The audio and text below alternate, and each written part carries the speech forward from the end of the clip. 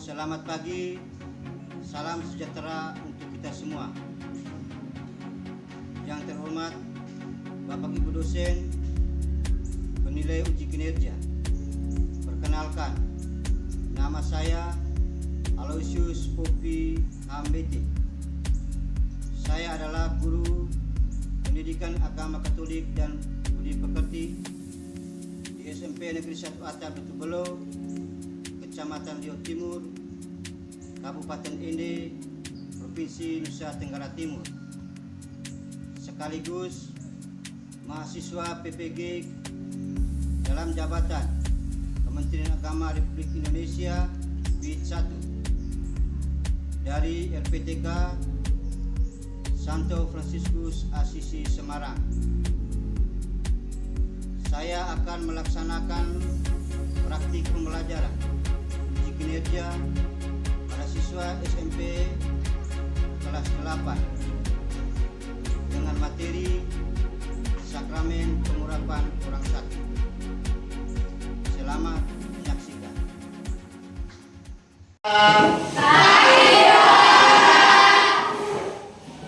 Apa kabar hari ini? Baik dan luar biasa. Ya, luar biasa. Silakan duduk.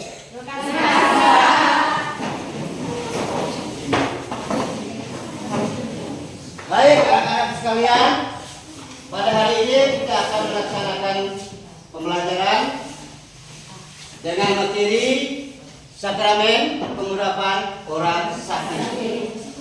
Apa? Sakramen Pengurapan Orang Sakit. Sekali lagi. Sakramen Pengurapan Orang Sakit. Kali lalu kita sudah bahas tentang materi yaitu Sakramento. Baik. Sebelum kita mulai dengan pelajaran kita, mari Pak ajak kita untuk membuka kegiatan pelajaran kita ini dengan doa. Saya minta pada teman, adik, anak yang sudah menyediakan, mari ke depan.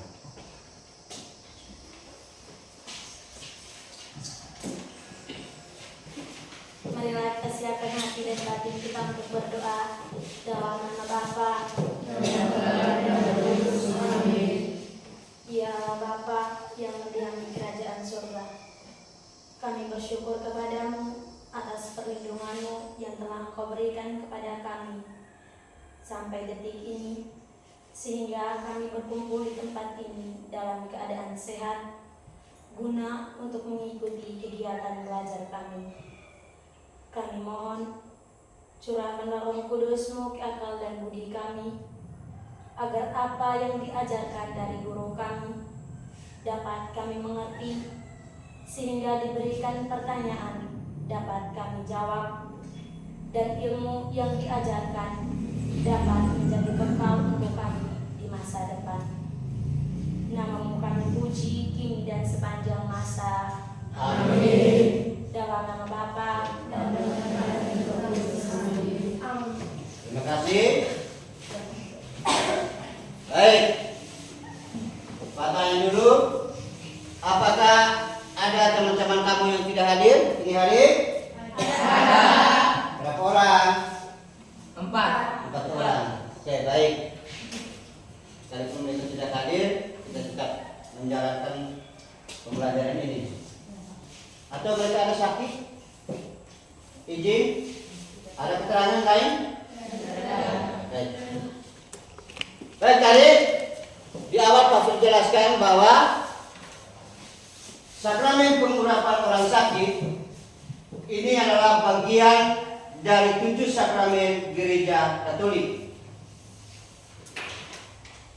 yang termasuk di dalam sakramen penyembuhan, yaitu sakramen tobat dan sakramen pengurapan orang sakit. Untuk itu, apa yang kita mau pelajari dari materi ini di akhir yang kita mau dapat, yaitu peserta didik dapat memahami makna dan konsekuensi sakramen pengurapan orang sakit sehingga dapat turut mendampingi orang yang sakit melalui doa dan tindakan. Itulah tujuan pembelajaran yang mau kita capai pada materi ini. Mau saya katakan bahwa sakramen pengurapan sakit ini adalah bagian dari 7 sakramen gereja Katolik. Kita tahu bahwa sebagai manusia kita punya keterbatasan fisik. Ketika kita sakit, kita menderita, segala sesuatu dapat dikenakan kepada kita. Oleh karena itu, ketika orang menghadapi sakit, ada kala orang bingung, orang merasa ditinggalkan, orang merasa stres, kadang ditinggalkan oleh keluarga dan sesama. Tetapi Tuhan tetap mendampingi kita sebagai manusia yang lemah. Untuk itu, supaya materi ini kita dalami dengan secara baik, Pak minta kita membuka lembar kerja yang sudah Pak bagikan kepada kalian untuk membaca dan menjawab soal-soal yang ada di lembar kerja itu. Silakan.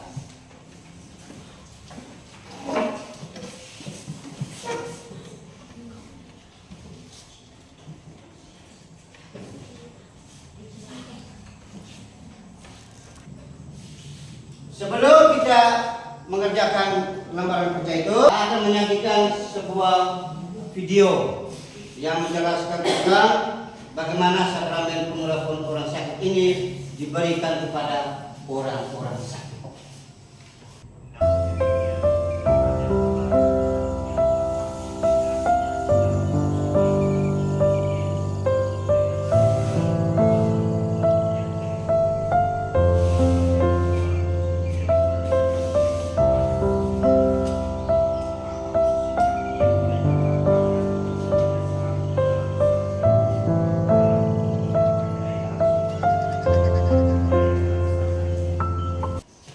Itu adalah video tadi yang sudah kalian lihat, itu tentang bagaimana kita mendapat sakramen pengurapan orang sakit. Nah sekarang di lembar kerja yang sudah dibagikan itu, kalian silakan lihat dan kerjakan.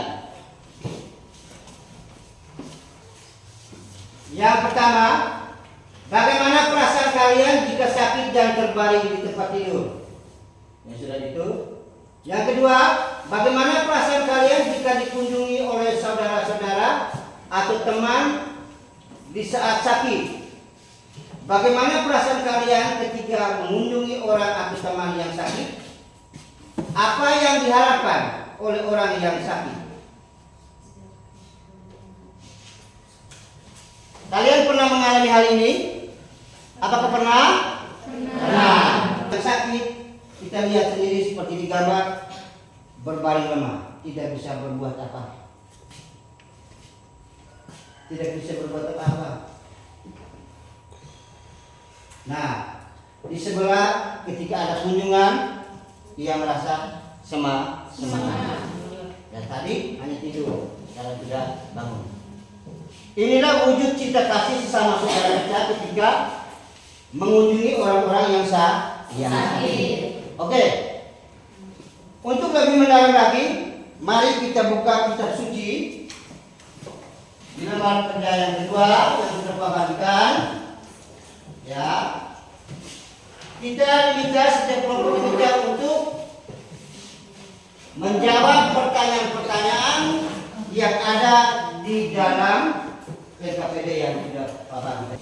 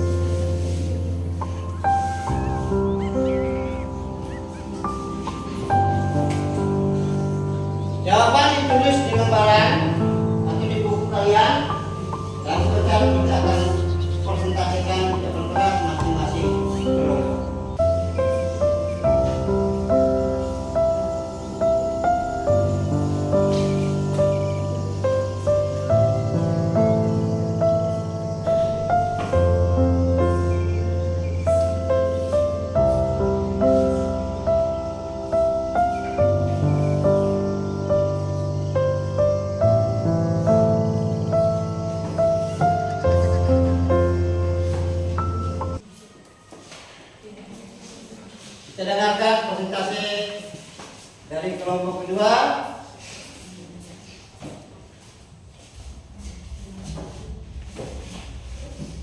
Selamat pagi Pak Guru, selamat pagi teman-teman. Pagi. Saya perwakilan dari kelompok 3 akan mempresentasikan hasil kerja kelompok kami.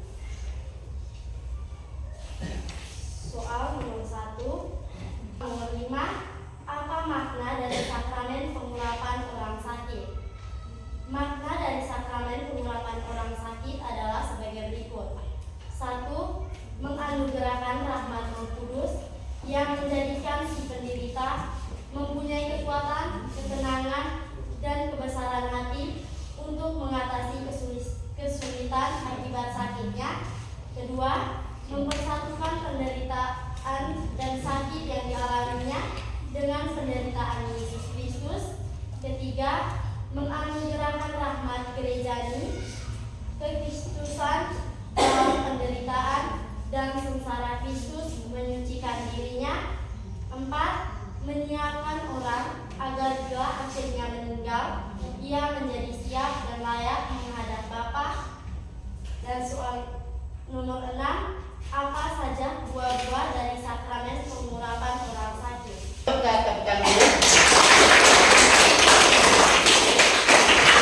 Sekarang mari kita dengar presentasi dari kelompok kedua. Silakan. Selamat pagi Pak Guru, selamat pagi teman-teman. Pagi. Terima kasih atas waktu dan kesempatan yang telah diberikan kepada saya. Saya perwakilan dari kelompok 2 akan mempresentasikan hasil diskusi kami. Pertanyaan nomor 1. Apa yang perlu kita lakukan jika ada saudara seiman yang mengalami sakit berat berdasarkan bacaan di atas? Jawaban: mengajak orang untuk bertobat dan mengoleskan banyak minyak sakit. Nomor 2. Bagaimana cara gereja mendampingi orang yang sakit? Cara gereja dalam memperhatikan orang yang sakit adalah dengan memberikan pendampingan dan melalui pemberian sakramen yang sakit. Nomor 3. Simbol utama apa saja yang harus kelihatan dalam sakramen pengurapan orang sakit? Simbol utama yang harus kelihatan dalam sakramen ini adalah: 1. Penumpangan tangan dari seorang imam, tanda perlindungan, penghiburan, dan penguatan. 2. Pengurapan dengan minyak, tanda kedekatan yang meringankan, tanda Roh Kudus yang menyatukan manusia dengan Kristus. Nomor 4. Siapa yang terlibat dalam penerimaan sakramen pengurapan orang sakit? Mereka yang terlibat dalam penerimaan sakramen pengurapan orang sakit antara lain: 1. Imam sebagai pemimpin upacara yang melayani sakramen pengurapan orang sakit. 2. Si sakit yang menderita sakit berat dan sudah dibaptis. Dan yang ketiga, umat, yaitu keluarga si sakit beserta umat lingkungan setempat yang menjadi pendukung si sakit untuk menerima rahmat Tuhan. Nomor 5. Apa makna dari sakramen pengurapan orang sakit? Makna dari sakramen pengurapan orang sakit adalah: 1. Menganugerahkan rahmat Roh Kudus yang menjadikan si penderita mempunyai kekuatan, ketenangan, dan kebesaran hati untuk mengatasi kesulitan akibat sakitnya. 2. Mempersatukan penderitaan dan sakit yang dialaminya dengan penderitaan Yesus Kristus. 3. Menganugerahkan rahmat gerejani, keikutsertaan dalam penderitaan dan sengsara Kristus, menyucikan dirinya. 4. Menyiapkan orang agar bila akhirnya meninggal, ia menjadi siap dan layak menghadap Bapa. Nomor 6. Apa saja buah-buah dari sakramen pengurapan orang sakit? Buah-buah dari sakramen pengurapan orang sakit antara lain: 1. Mendapatkan kekuatan, ketenangan dan kebesaran hati dalam mengalami derita sakit. 2. Membarui iman, harapan kepada Allah, dan menguatkan untuk melawan segala godaan. 3. Mendapatkan pertolongan Tuhan dalam menghadapi sakitnya. Oke, terima kasih. Mari kita lihat apa yang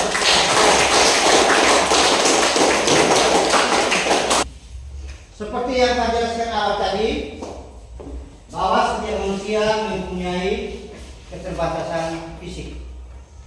Ya, keterbatasan secara fisik ini bisa saja dialami oleh si sakit.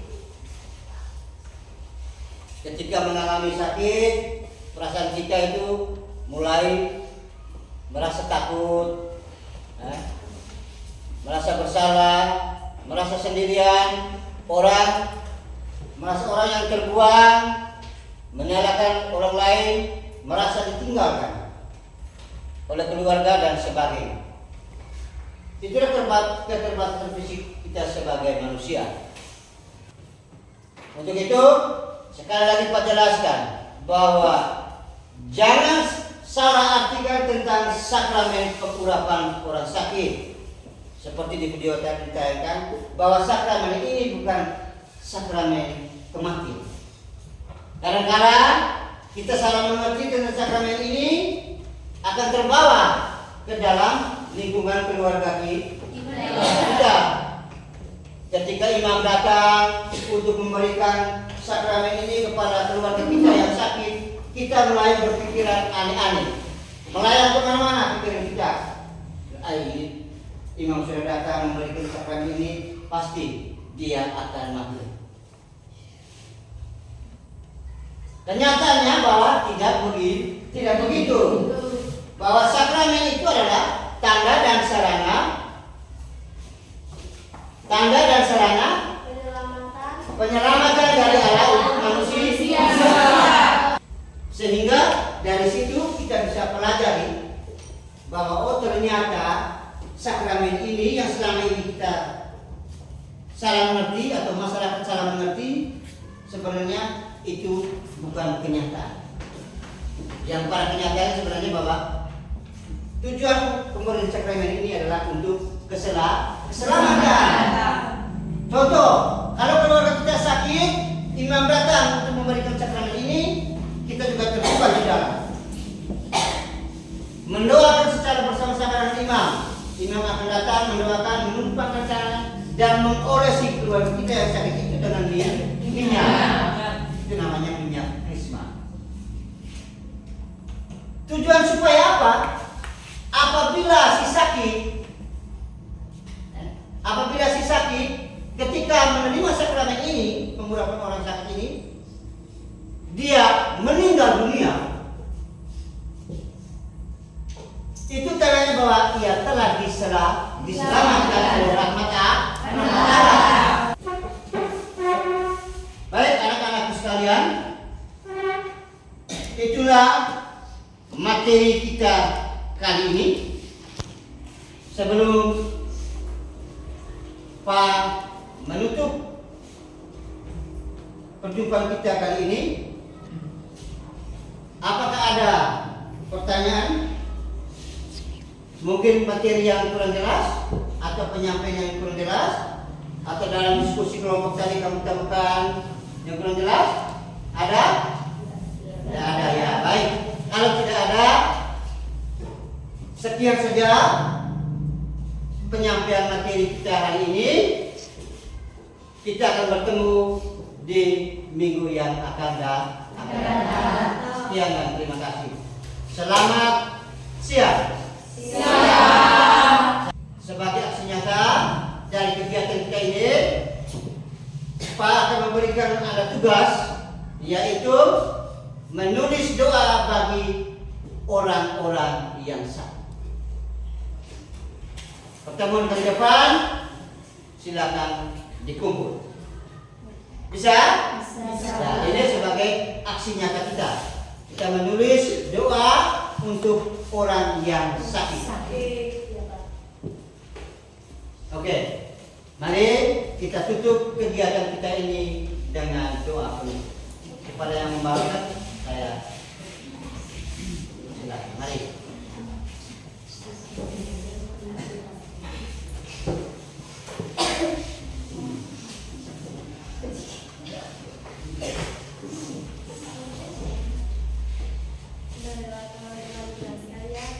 Kita siapa tidak bantu kita untuk berdoa. Dalam nama Bapa dan Putra dan Roh Kudus. Amin. Ya Bapa dalam surga, terima kasih karena Engkau telah melimpahkan rahmat-Mu selama proses belajar dan mengajar kami. Sekarang proses belajar dan mengajar kami telah selesai. Kami mohon